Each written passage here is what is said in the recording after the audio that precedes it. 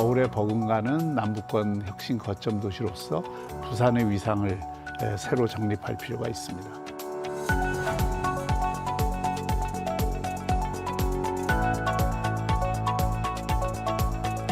BUKTX라는 그걸 이제 조기에 구축하는 것이 지역 균형 발전이나 또 이 남부권 전체를 통합하는 메트로폴리탄 경제권을 만드는데 굉장히 중요한 수단입니다.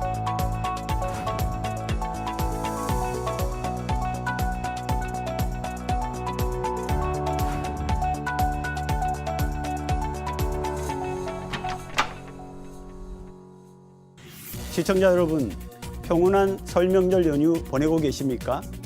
지금 부산에 살고 계신 분도 계실 테고 명절을 맞아 고향 부산 찾으신 분도 계실 텐데 다시 태어나도 살고 싶은 도시 부산 맞습니까?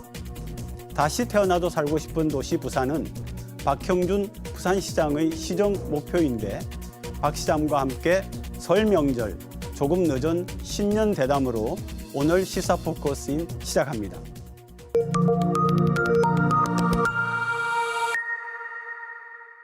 부산 시장과의 대담, 박형준 시장 나오셨습니다. 시장님 어서 오십시오. 네, 안녕하세요. 네. 2030 엑스포 결과가 나온 직후에 출연을 하셨는데요. 네, 2달 반 전인 것 같습니다. 네. 지금 명절을 지나가고 있으니까 시청자분들께, 시민분들께 인사 부탁드립니다. 존경하는 부산 시민 여러분, 새해 복 많이 받으시기 바랍니다. 이번 설에 우리 가족, 친지들과 함께 아주 따뜻한 시간 보내시고요. 금년 한 해 정말 지난해보다 더욱 행복한 한 해가 되시기를 진심으로 기원드립니다. 올 한 해 부산도 힘차게 우리 시민 여러분들과 함께 새로운 미래를 그려가겠습니다. 부산을 좀 도약 발전시키기 위해서 가장 최근에 이제 구체화되는 게 글로벌 허브 시티가 구체화되고 있고요. 또 해외의 싱가포르를 사례로 지금 들고 있습니다. 글로벌 허브 도시 부산하면은 어떻게 바뀐다는 거냐 궁금하실 것 같습니다. 대개 대한민국 하면 서울을 떠올립니다. 그리고 서울은 이미 글로벌 도시로서의 그 위상을 갖고 있습니다.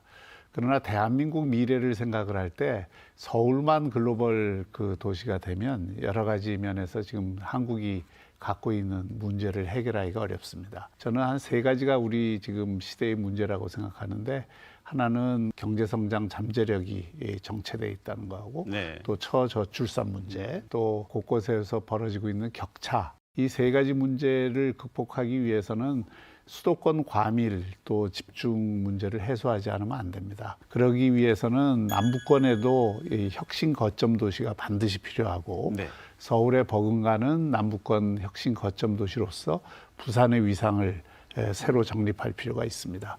마침 부산은 이미 세계 2위 환적항을 갖고 있는 국제 물류 도시이고, 또 지정학적인 조건으로 보면 홍콩이나 싱가포르, 두바이 못지않은 위치를 갖고 있습니다. 지금이라도 대한민국 전체 국가 발전을 위해서 부산을 남부권 혁신 거점 도시로 만들고, 세계인이 다 이 부산을 이 홍콩이나 싱가포르에 견줄 수 있는 국제 도시다라고 인정할 수 있게끔 만들어야 된다고 생각합니다. 이것은 단순히 부산만을 위한 일이 아니고 남부권 전체 또 대한민국 전체를 위해서도 꼭 필요한 일이라고 생각을 합니다. 시장님 지적 속에 그 세 가지의 변수라고 할까요? 이게 나왔는데 글로벌 허브 도시를 가면서 이런 것들을 극복하자 이렇게 말씀을 하셨고, 그런데 일반적으로 또 어떤 지적이 있느냐 하면은 그렇게 침체되어 있는 부산인데 과연 글로벌 허브 도시라고 하는 원대한 꿈을 이룰 수 있는 잠재력을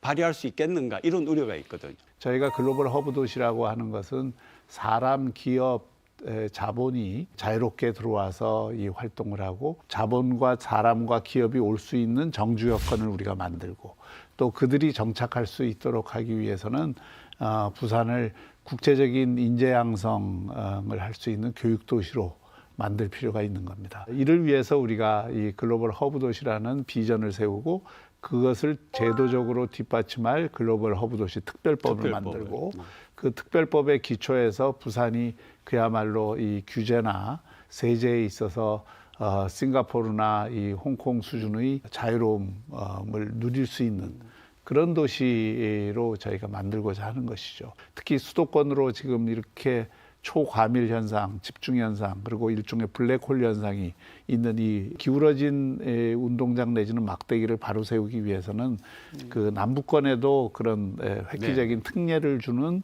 거점 도시를 만드는 것이 꼭 필요합니다. 그것을 이제 다 담아낸 것이 이번 특별법이고요. 그래서 글로벌 허브 도시 특별법을 통해서 제도적 기반을 마련을 하고 그 기초 위에서 저희가 하려고 하는 물류, 금융, 신산업, 문화, 관광 쪽에 새로운 부산 전체를 특구화하는 그런 전략을 추진하려고 하는 그럼 것입니다. 특별법 속에 지금 아직 이제 발의만 됐고 통과는 안 된 네네네. 상태인데 속에 뭔가 부산에게 자율권을 확대해주는 그런 내용이 담긴다는 느낌을 그렇습니다. 받았습니다. 예, 대폭 담기죠. 대폭 담깁니다. 예, 네. 이제 우선은 저희가 국제 물류 도시가 부산의 가장 중요한 특징이니까 물류 특구를 저희가 이 네. 특별법에 담아놨고요. 또 우리가 추진하고 있는 것이 이미 국제 금융 도시로 지정은 됐습니다만은 그에 걸맞는 조건이나 지원책은 좀 약한 편입니다. 그래서 네. 이번에 아예 금융 특구로 부산을 이 특별법 속에 지정을 해서 그런 어떤 금융 특구에 걸맞는 규제 혁신, 특히 최근에는 이 그 새로운 혁신 금융들이 금융 산업을 이끌고 있지 않습니까? 그런 혁신 금융을 하기에 좋은 조건을 우리 부산이 갖도록 만드는 것이 이번 특별법에 그 규정돼 있는 금융 특구 네, 정책이고요. 또 신산업과 관련해서도 저희가 블록체인이나 또 빅데이터나 또 양자 컴퓨터나 네. 이런 부산이 하고자 하는 것, 또 전력 반도체, 또 2차 전지, 수소 이런 쪽에 좀 획기적인 규제 혁신을 도모하고자 하는 내용이 담겼습니다. 또 하나는 이제 부산의 그린벨트 정책 때문에 여러 가지 어떤 그 제약 조건들이 있는데 그 그린벨트를 이런 글로벌 허브 도시 정책에 걸맞는 용지 이용이 가능하도록 풀어주는 게 필요하군요. 저희가 요청을 하고 있고요. 이 모든 것을 그 이루는데 제일 중요한 것이 교육입니다. 네. 부산에서 외국인들도 들어와서 자신들의 자녀들을 안심하고 맡길 수 있는 교육 환경이 돼야 되고, 또 부산에 우리가 그 많은 기업을 유치하거나 투자 유치를 하거나 또는 인재를 끌어들이는 데 있어서 적어도 이제 교육부총리하고 저희가 확인한 것은 송도주 수준의 이 네. 교육 자유화를 이곳에 하겠다 하는 의지를 저희가 확인을 했고요. 그래서 부산 전체를 교육 발전 특구로 만드는 정책을 이 법과 별도로 저희가 지금 추진을 하고 있는데, 이 글로벌 허브 도시 특별법에 특히 이제 국제학교라든지 이런 문제에 관해서 그 인천 송도에 걸맞는 수준의 변화를 가져오려고 합니다. 2035년 엑스포 유치를 공론화하겠다라고 네네. 상반기에 말씀하신 그 부분도 좀 설명해 주시죠. 지금 저희가 이미 그 용역에 들어가 있고요. 용역 결과와 함께 총선이 끝난 다음에 저희가 지역사회 공론화 과정을 거칠 예정입니다.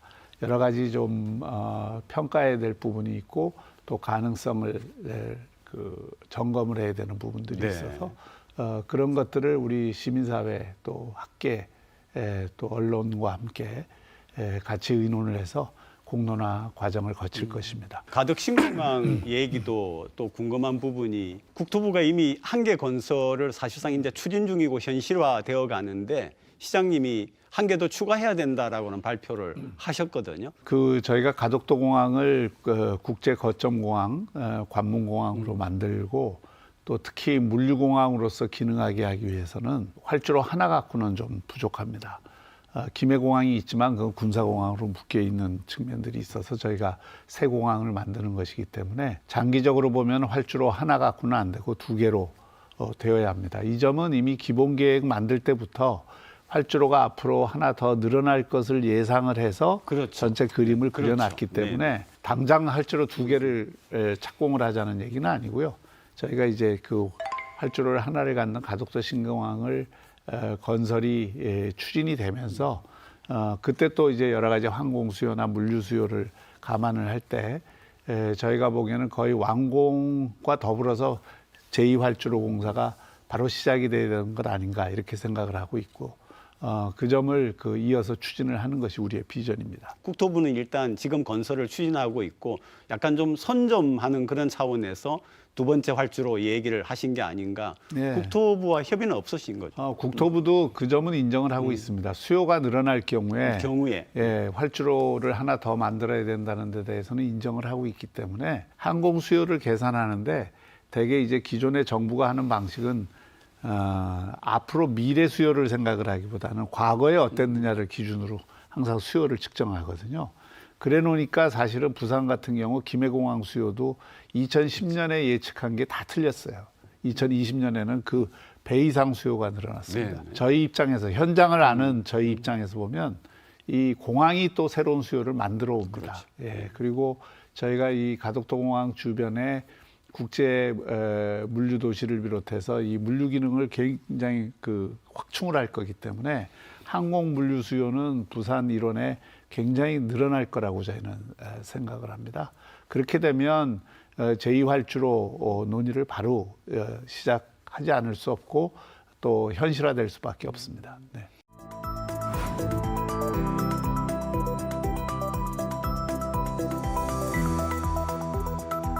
인구 문제만을 다루는 게 아니라 지역 문제를 함께 다루는 인구 지역 균형 발전부로 하는 게 또는 인구 지역 발전부로 하는 게 좋겠다.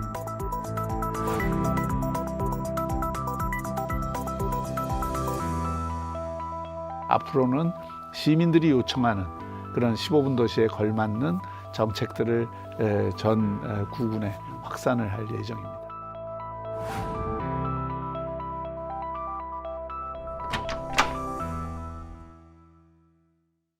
북항 재개발에 대해서는 두 가지 질문이 나와 있습니다. 하나는 오페라하우스 어떻게 되어가고 있는가 이 질문이거든요. 네. 오페라하우스는 지금 정상 추진되고 있습니다. 시공 기간은 애초 생각했던 것보다는 조금 늘어나긴 했지만 본래 설계에서 파사드를 어떤 식으로 반영하는 날가를 둘러싸고 그동안 설계사와 시공사 간에 조금 논쟁이 있어서 그로 인해서 그걸 조정하는데 좀 몇 달이 더 걸렸고요.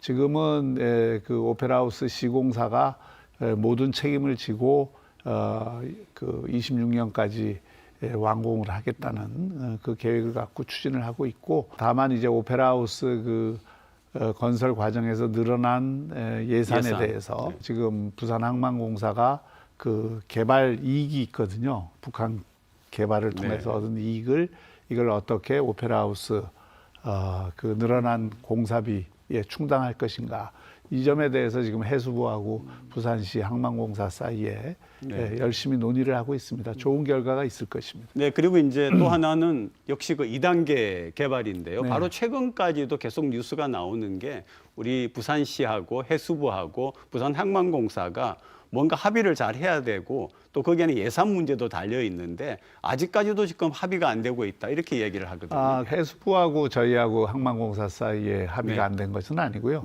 저희는 이미 1차 컨소시움을 만들어서 협의체를 만들어서 참여를 이미 표방을 했고, 제일 중요한 문제는 지금 LH나 이 다른 민간 회사들이 참여하는 길이 열려야 됩니다. 그래야 그 전체 개발을 해야 되는데 최근에 건설 경기나 PF 사정이 별로 좋지 않잖아요. 그래서 망설이고 있는 상태입니다. 그래서 저희가 열심히 지금 설득을 하고 있고, 저희가 여러 가지 대안도 지금 함께 강구를 하고 있습니다.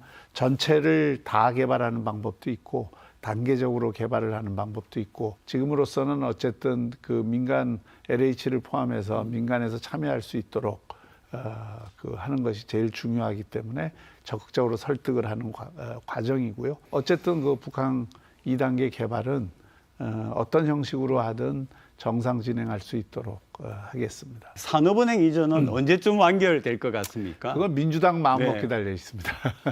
그건 한마디로 말해서 법안 한 줄만 고치면 되는 거니까 총선 전까지는 아마 민주당이 안 해줄 것 같아요.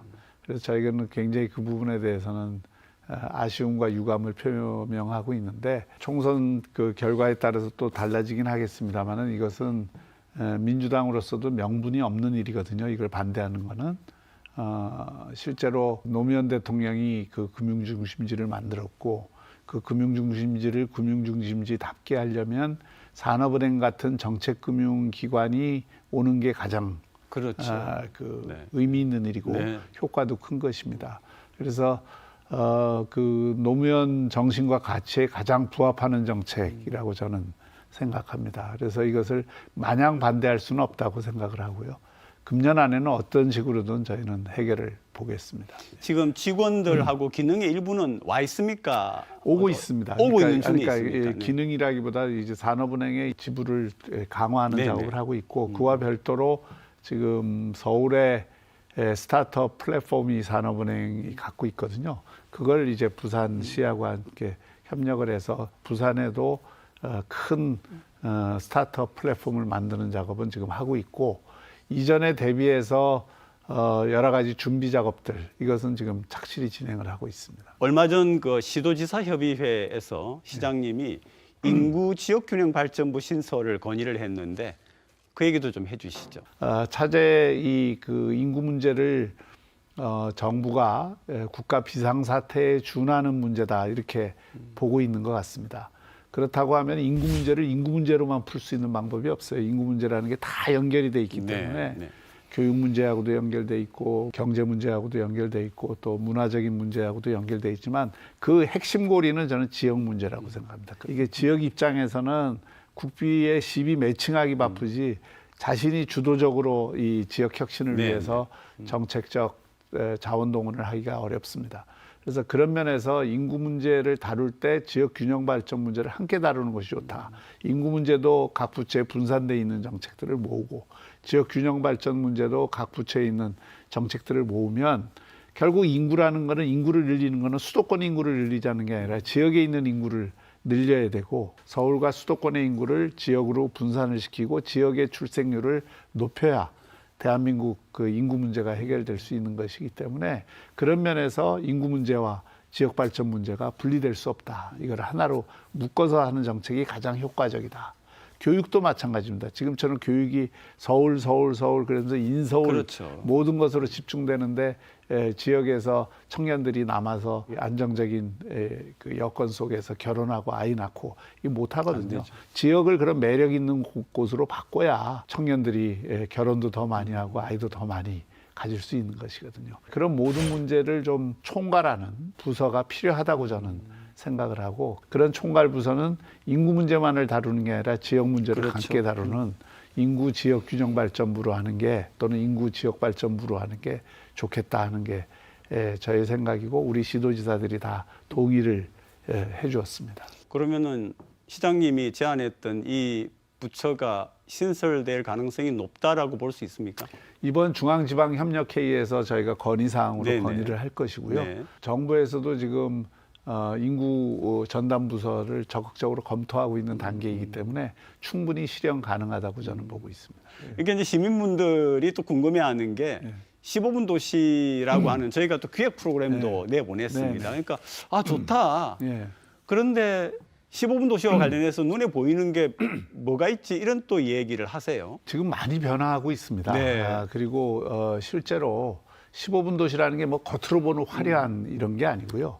우리 그가 사는 곳에서 쉽게 얘기하면 좋은 사회적 관계를 영위할 수 있고 그래서 우리 행복도를 높일 수 있는 여러 가지 여건을 만들고 그런 생태계를 조성하고 또 그런 좋은 사회적 관계를 활성화할 수 있는 그게 시설이 됐든 프로그램이 됐든 이런 걸 활성화하자는 게 핵심입니다. 청년 삶의 만족도는 전국 광역시 1등이고 부산 시민들의 삶의 만족도도 조사 기간마다 다르지만 전체적으로 향상되고 있다는 것이 지금 나타나고 있습니다. 고령화 사회가 되면 될수록 또 우리 주민들이 배워야 행복한 거거든요. 그래서 다양한 학습 기회를 네. 확충하기 위한 노력을 저희가 많이 하고 있고 그것을 위해서 복지센터가 됐든 문화원이 됐든 또 우리 문화회관이 됐든 이런 곳에서 시민들을 위한 다양한 학습과 문화체험 또 향유 기회를 드리기 위해서 지금 그 프로그램들을 계속 확충을 하고 있고요.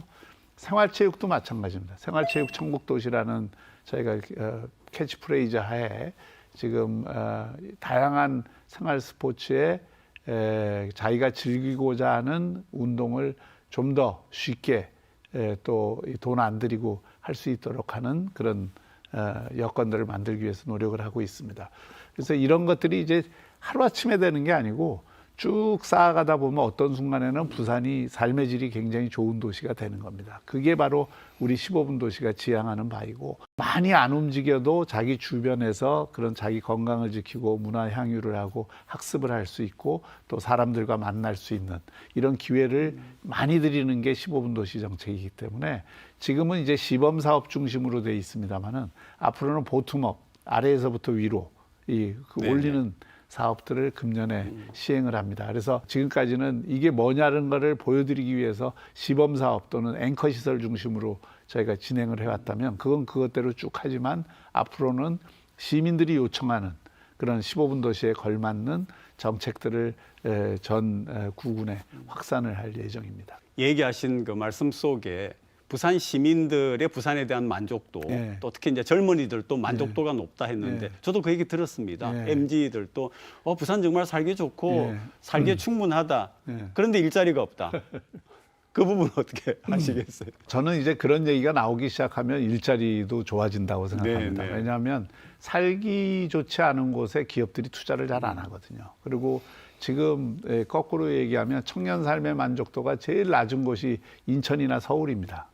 거꾸로 일자리 찾아서 올라갔는데 원룸 오피스 생활해야죠. 그다음에 출퇴근 시간 길죠. 가장 중요한 거는 친한 사람들이 별로 없어요. 맞습니다. 그러니까 좋은 사회적 관계를 영위하기가 어려우니까 만족도가 떨어지는 거예요. 오히려 부산에 남아있는 청년들이 좋은 자연 환경에서 익숙한 사회적 관계 속에서 자신들이 조금만 이제 좀 여기에 만족하겠다고 생각을 하고 찾아보면 부산이 정말 살기 좋은 도시입니다. 네. 그래서 이제 그런 것과 더불어서 우리가 이제 투자 유치나 기업 유치 이런 거를 더 많이 하기 위해서 글로벌 허브 도시 특별법을 만드는 것이고, 이미 투자 유치도 3년 전에 비해서 지금 10배 이상 늘었고 지금 기업 투자 유치도 계속 지금 늘어나고 있거든요. 이런 게 이제 누적되던 것들이 투자 유치를 했던 단계에서 공사를 해서 공장을 짓고 기업을 여기 와서 실제로서 이제 사람들을 뽑기 시작하는 그런 이 과정까지 몇 년 동안 이제 시간이 걸릴 텐데, 그 과정이 지나다 보면 부산에도 좋은 기업들이 많이 생기는 겁니다. 저는 오히려 부산의 청년들에게 무조건 서울로만 그 고개를 돌리지 말고 부산에서 찾으면, 부산도 지금은 중견기업, 중소기업 가운데 월드 클래스 기업들이 많고요. 또 그 기업들이 주는 혜택이나 임금이 서울 못지 않습니다. 지금은 그 격차도 많이 줄었어요. 대기업하고. 또 오히려 그런 데에서 자기 발전을 도모하기는 더 큰 기회가 열릴 수도 있습니다. 그래서 부산에 계신 우리 청년들이 너무 바깥을만을 보리지 말고 부산 안에서도 좀 찾아보시기를 권유드리고, 또 우리 부산시가 열심히 매칭을 하도록 하겠습니다. 시장님 임기가 한 2년 반 정도 남은 걸로 알고 있습니다. 네. 앞으로 특별히 중점을 두고 나갈 부분하고요. 그다음에 오늘 나오셨으니까 또 시장님이 우리 시청자분들, 시민들께 마무리 인사까지 좀 해주시죠. 우리가 엑스포 유치를 통해서 이루려고 했던 꿈이 부산을 글로벌 허브 도시로 만드는 것이었습니다. 그 글로벌 허브 도시를 향한 우리의 꿈은 결코 중단될 수 없고 반드시 실현돼야 합니다. 금년에 글로벌 허브 도시 특별법 통과를 비롯해서 그 여건을 성숙시키는데 저희가 최선을 다할 것입니다. 우리 시민들이 엑스포 유치 과정에서 보였던 열기를, 그 열정을 여기 함께 해주신다면 충분히 실현 가능하고 또 우리 부산이 한 단계 크게 도약할 수 있는 기회라고 생각을 합니다. 함께 도와주시기를 간곡히 부탁드리고, 그것이 바로 우리 시민 한 분 한 분이 행복하게 사는, 다시 태어나도 살고 싶은 부산을 만드는 길이라고 생각을 합니다. 귀한 시간 내주셔서 정말 고맙습니다. 네, 고맙습니다. 고맙습니다.